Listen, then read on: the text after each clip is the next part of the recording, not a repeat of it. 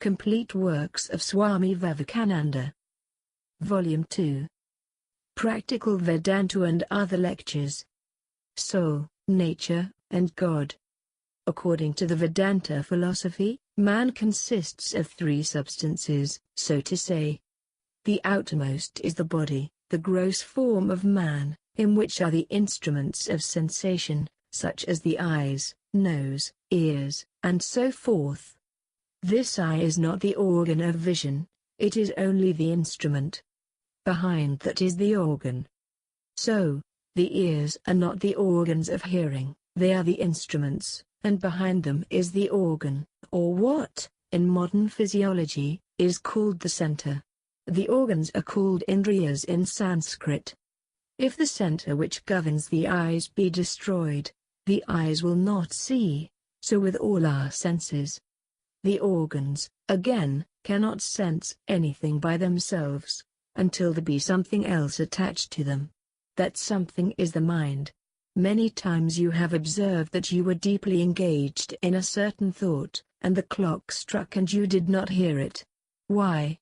The ear was there, vibrations entered it and were carried into the brain, yet you did not hear, because the mind was not joined to the organ. The impressions of external objects are carried to the organs, and when the mind is attached to them, it takes the impressions and gives them, as it were, a coloring, which is called egoism. I take the case of a mosquito biting me on the finger when I am engaged in some work. I do not feel it, because my mind is joined to something else.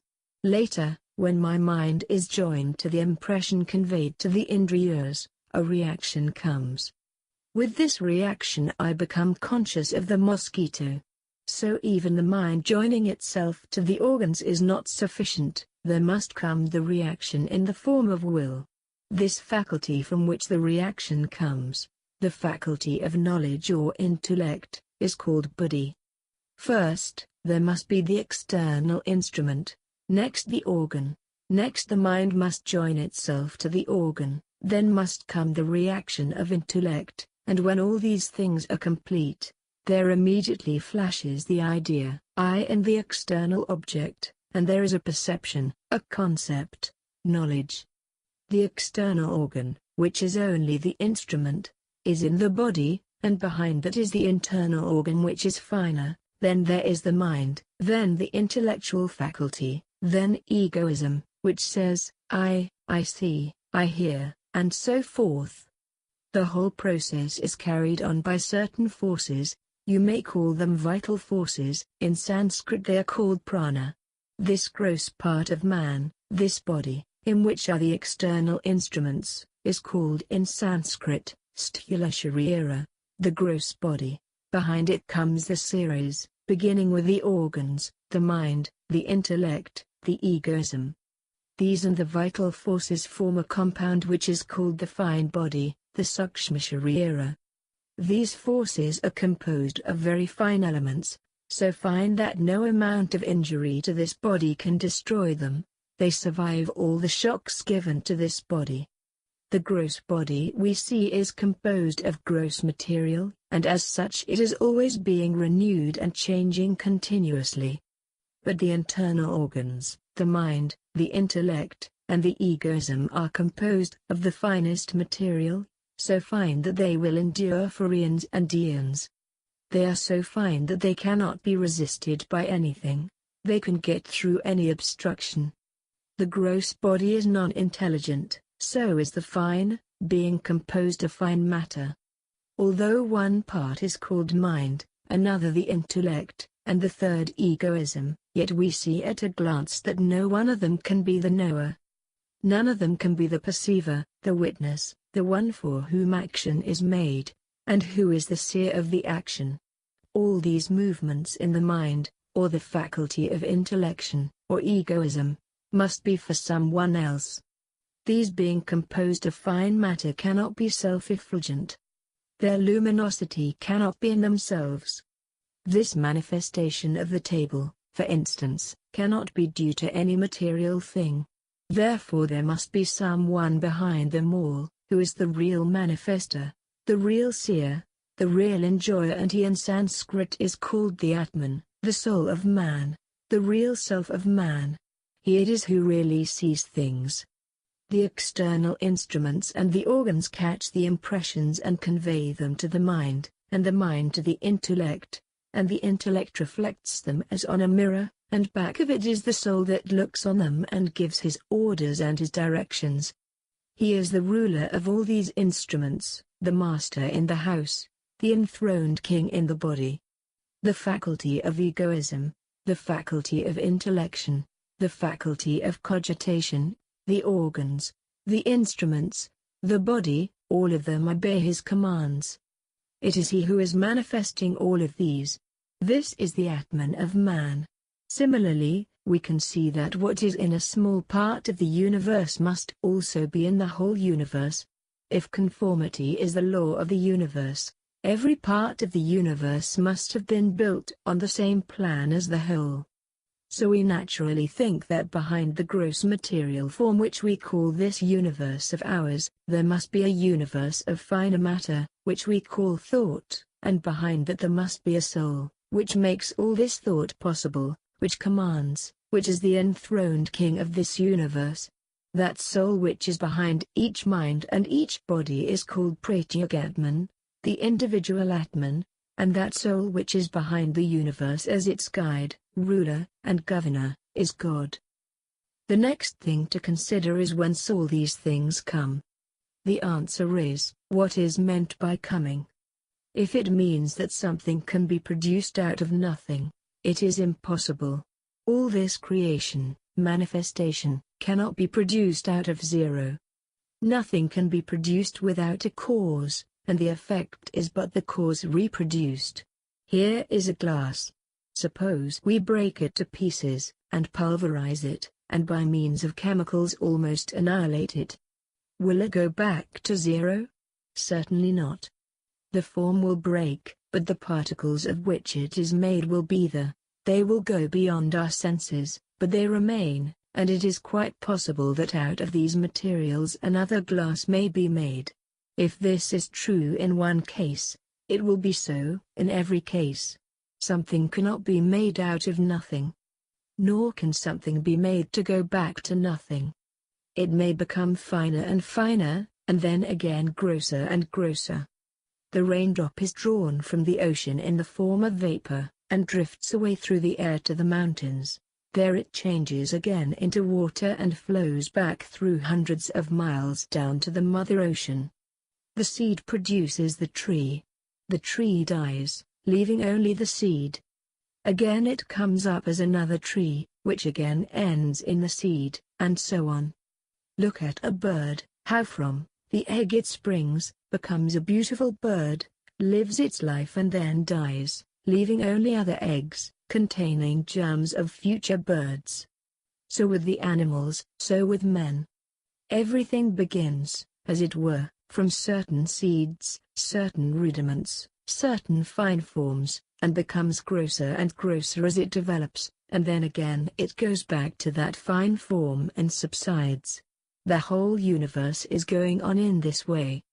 There comes a time when this whole universe melts down and becomes finer and at last disappears entirely, as it were, but remains as superfine matter. We know through modern science and astronomy that this earth is cooling down, and in course of time it will become very cold, and then it will break to pieces and become finer and finer until it becomes ether once more. Yet the particles will all remain to form the material out of which another earth will be projected. Again that will disappear, and another will come out. So this universe will go back to its causes, and again its materials will come together and take form, like the wave that goes down, rises again, and takes shape. The acts of going back to causes and coming out again, taking form, are called in Sanskrit Sankaka and Vikasha, which mean shrinking and expanding.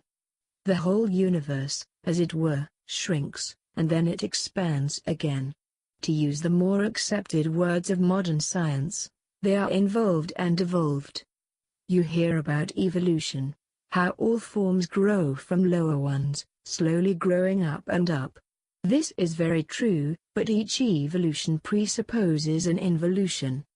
We know that the sum total of energy that is displayed in the universe is the same at all times, and that matter is indestructible. By no means can you take away one particle of matter. You cannot take away a foot-pound of energy or add one. The sum total is the same always. Only the manifestation varies, being involved and evolved. So this cycle is the evolution out of the involution of the previous cycle, and this cycle will again be involved, getting finer and finer, and out of that will come the next cycle. The whole universe is going on in this fashion. Thus we find that there is no creation in the sense that something is created out of nothing. To use a better word, there is manifestation, and God is the manifester of the universe. The universe, as it were, is being breathed out of him, and again it shrinks into him, and again he throws it out. A most beautiful simile is given in the Vedas, that Eternal One breathes out this universe and breathes it in. Just as we can breathe out a little particle of dust and breathe it in again. That is all very good, but the question may be asked, how it at the first cycle? The answer is, what is the meaning of a first cycle? There was none. If you can give a beginning to time, the whole concept of time will be destroyed. Try to think of a limit where time began. You have to think of time beyond that limit. Try to think where space begins. You will have to think of space beyond that. Time and space are infinite, and therefore have neither beginning nor end. This is a better idea than that God created the universe in 5 minutes and then went to sleep, and since then has been sleeping. On the other hand, this idea will give us God as the eternal creator. Here is a series of waves rising and falling, and God is directing this eternal process. As the universe is without beginning and without end, so is God. We see that it must necessarily be so, because if we say there was a time when there was no creation, either in a gross or a fine form, then there was no God, because God is known to us as Sakshi, the witness of the universe. When the universe did not exist, neither did he. One concept follows the other. The idea of the cause we get from the idea of the effect, and if there is no effect, there will be no cause. It naturally follows that as the universe is eternal, God is eternal. The soul must also be eternal. Why? In the first place we see that the soul is not matter. It is neither a gross body, nor a fine body, which we call mind or thought. It is neither a physical body, nor what in Christianity is called a spiritual body. It is the gross body and the spiritual body that are liable to change. The gross body is liable to change almost every minute and dies, but the spiritual body endures through long periods, until one becomes free, when it also falls away. When a man becomes free, the spiritual body disperses. The gross body disintegrates every time a man dies. The soul not being made of any particles must be indestructible. What do we mean by destruction? Destruction is disintegration of the materials out of which anything is composed. If this glass is broken into pieces, the materials will disintegrate, and that will be the destruction of the glass. Disintegration of particles is what we mean by destruction. It naturally follows that nothing that is not composed of particles can be destroyed, can ever be disintegrated. The soul is not composed of any materials. It is unity indivisible. Therefore it must be indestructible. For the same reasons it must also be without any beginning. So the soul is without any beginning and end. We have 3 entities. Here is nature, which is infinite, but changeful. The whole of nature is without beginning and end, but within it are multifarious changes. It is like a river that runs down to the sea for thousands of years. It is the same river always, but it is changing every minute. The particles of water are changing their position constantly. Then there is God, unchangeable, the ruler, and there is the soul unchangeable as God, eternal but under the ruler. One is the master, the other the servant, and the third one is nature. God being the cause of the projection, the continuance, and the dissolution of the universe, the cause must be present to produce the effect. Not only so, the cause becomes the effect. Glass is produced out of certain materials and certain forces used by the manufacturer. In the glass there are those forces plus the materials. The forces used have become the force of adhesion, and if that force goes the glass will fall to pieces. The materials also are undoubtedly in the glass. Only their form is changed. The cause has become the effect. Wherever you see an effect you can always analyze it into a cause. The cause manifests itself as the effect. It follows, if God is the cause of the universe, and the universe is the effect, that God has become the universe. If souls are the effect, and God the cause, God has become the souls. Each soul, therefore, is a part of God. As from a mass of fire an infinite number of sparks fly, even so from the Eternal One all this universe of souls has come out. We have seen that there is the eternal God, and there is eternal nature. And there is also an infinite number of eternal souls. This is the first stage in religion. It is called dualism, the stage when man sees himself and God eternally separate, when God is a separate entity by himself and man is a separate entity by himself and nature is a separate entity by itself. This is dualism, which holds that the subject and the object are opposed to each other in everything. When man looks at nature, he is the subject and nature the object. He sees the dualism between subject and object. When he looks at God, he sees God as object and himself as the subject. They are entirely separate. This is the dualism between man and God. This is generally the first view of religion. Then comes another view which I have just shown to you. Man begins to find out that if God is the cause of the universe and the universe the effect, God himself must have become the universe and the souls, and he is but a particle of which God is the whole. We are but little beings, sparks of that mass of fire, and the whole universe is a manifestation of God himself. This is the next step. In Sanskrit, it is called Vishishtadvaita. Just as I have this body and this body covers the soul, and the soul is in and through this body, so this whole universe of infinite souls and nature forms, as it were, the body of God. When the period of involution comes, the universe becomes finer and finer, yet remains the body of God.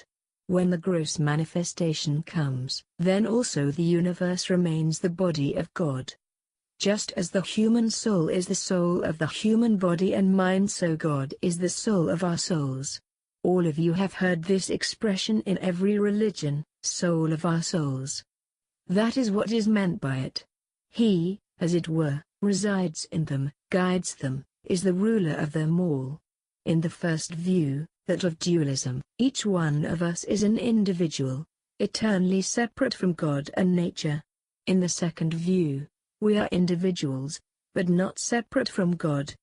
We are like little particles floating in one mass, and that mass is God.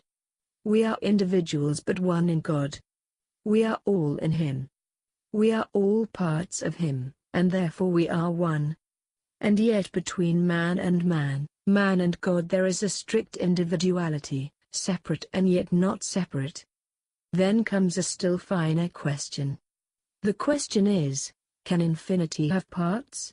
What is meant by parts of infinity? If you reason it out, you will find that it is impossible. Infinity cannot be divided, it always remains infinite. If it could be divided, each part would be infinite.